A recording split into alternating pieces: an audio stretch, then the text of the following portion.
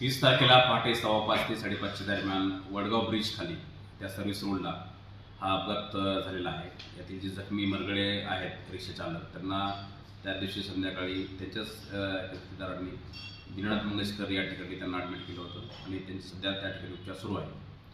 या ठिकाणी पोलिसांनी तपास सुरू केला असता याच्यामध्ये असं निष्पन्न झालं की यातील जो आरोपी त्याची गाडी घेऊन भोरवरून निघून पुण्याकडे येत असताना त्या ठिकाणी ती घटना घडलेली आहे.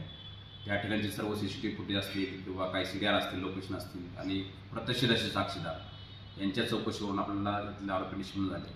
दुसरी गोष्ट, याचे जे जखमी आहेत, जखमीची साथीदार आहेत, त्यांनी आपल्याकडे फिर्याद दिली. मग ती ऑडिओ व्हिज्युअल फिर्याद आहे, ई साक्ष त्याला आपण म्हणतो की ऑडिओ रेकॉर्डिंगमध्ये फिर्याद दिली आहे, व्हिडिओ रेकॉर्डिंगमध्ये फिर्याद आहे की त्यांनी जी घटना झाली त्याप्रमाणे आपण त्याचं गुन्हा दाखल केलेला आहे.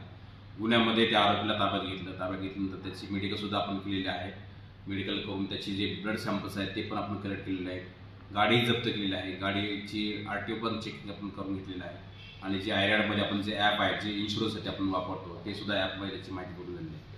ह्या घटनेसंदर्भामध्ये आता चौकशी केली असता याच्यामध्ये ही गाडी जी आहे ती गौतमी पाटील यांच्या नावावर असल्याचं निष्पन्न झालं. त्याच्यामध्ये मग गाडीचे पेपर्स, डॉक्युमेंट्स या सर्व तपासाच्या बाबी आहेत. त्या सर्व गोष्टी सध्या पोलीस सिंहगड पोलीस स्टेशन करत आहेत.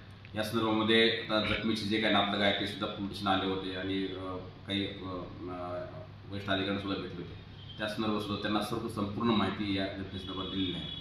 त्यांच्या ज्या तक्रारी आहेत त्या तक्रारीचं पूर्ण निरसन करण्याचा पोलीस प्रयत्न करत आणि पूर्ण अतिशय ट्रान्सपरंट पद्धतीने हा तपास जो आहे तो सुरू आहे. सर, कार अपघात झाला त्यावेळेस कारमध्ये नेमकं कोण होतं आणि या सगळ्या संदर्भात गौतमी पाटील यांना नोटीस पाठवली आहे का आपण? या संदर्भात जेव्हा तो आरोपी कार घेऊन भोर रोड निघाला होता त्यावेळेस त्याच्यासोबत त्याचा एक मित्र होता. तो अगोदर पेट्रोल पंपाच्या शेजारी उतरला. त्यानंतर पेट्रोल पंपाचे 2 त्याचे मित्र जे होते त्यानंतर त्या कारमध्ये होते. त्यानंतर अपघात व्हायच्या अगोदर ते 2 मित्र खाली उतरले.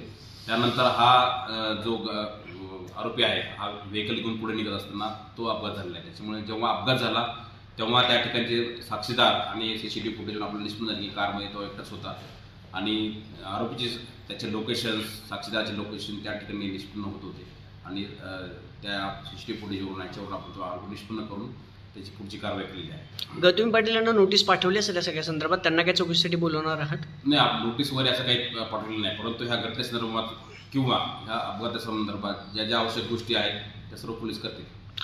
सर, चंद्रकांत पाटलांनी देखील तुम्हाला कॉल केला होता, त्यांनी देखील तुम्हाला कायदेशीर कारवाई करा असं काय बोलणं झाले? कारण तो कॉल खूप व्हायरल होता, ते तुम्हाला आदेश सोडताना दिसतात. आता याच्यामध्ये जखमी किंवा फिर्यादी आहेत त्यांना सुद्धा ह्या घटनेची जाणकारी किंवा माहिती करून घेण्याचा पूर्ण अधिकार आहे.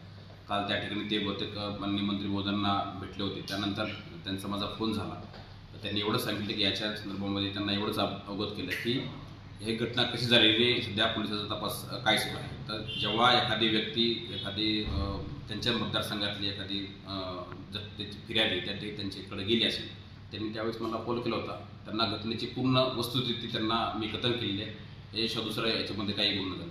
सर, गरज पडली तर गौतमी पाटीलला बोलवणार चौकशीसाठी? याच्यामध्ये तेच तुम्हाला सांगतो की आयोग किंवा तपासी अधिकारी जे आहेत त्यांना ज्या गोष्टी आवश्यक आहेत त्या सर्व आवश्यक गोष्टी तपास अधिकारी पूर्ण करतील. याच्यामध्ये ज्या आरोपामध्ये प्रथमदर्शी काही तथ्य दिसून येत नाही. जी घटना घडलेली आहे 30 तारखेला पहाटे 5:15 दरम्यान, त्या घटनेच्या संदर्भामध्ये पोलिसांनी तत्काळ याच्यामध्ये दखल घेऊन गुन्हा दाखल केलेला आहे. जखमीला हॉस्पिटलला ॲडमिट झालेले आहेत आणि याच्यातली जे फिर्यादी आहेत ते जखमीचेच साथीदार आहेत, रिक्षा चालक आहेत.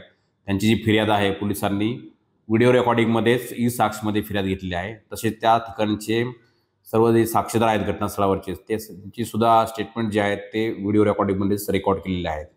दुसरी गोष्ट, जे आरोपी निष्पन्न झालेले आहेत पोलिसांच्या तपासानुसार टेक्निकल ॲनालिसिस आणि बाकीचे CCTV फुटेज या सर्व गोष्टीचा अभ्यास करून आणि काही सोर्सच्या मदतीने गोपनीय बातमीदारांच्या मदतीने सुद्धा हे आरोपी निष्पन्न केलेले आहेत. आरोपीला ताब्यात घेऊन त्याचं मेडिकल केलेलं आहे. त्याचे ब्लड सॅम्पल्स घेऊन CA साठी पाठवलेले आहेत.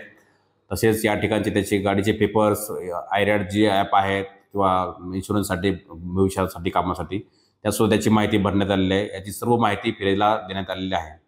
याच्यामध्ये बाकी गाडीचं RTO चेकिंगसुद्धा झालेलं आहे आणि बाकी गाडीमध्ये काय फॉल्ट होतं का याची पण तपासणी करण्यात आलेली आहे. परंतु याच्यामध्ये तपासामध्ये काही अजून गोष्टी राहिल्या असतील तर नक्कीच फिर्यादीला तो अधिकार आहे की त्यांना अजून काय माहिती जर याच्यामध्ये असतील किंवा कोणाला काही सांगायचं असेल तर पोलीस नक्की त्याच्यामध्ये माहिती पडताळून पाहून पुढील कारवाई करेल. अटकेचा विषय नाही, याच्यामध्ये ज्यांनी तो अपघात केलेला आहे, ज्यांनी तो गुन्हा केलेला आहे त्याच्यावरतीच कारवाई कायदेशीर अपेक्षित आहे. कुणी दुसऱ्यांनी कुणाचं नाव सांगितलं म्हणून त्याला संपूर्ण गोष्टीला एवढ्यांची गरज असते, ते कायदेशीर तुम्ही बसलं गेलं पाहिजेत. परंतु ड्रायव्हरशिवाय याच्यामध्ये दुसरा कोणीही आरोपी नाही.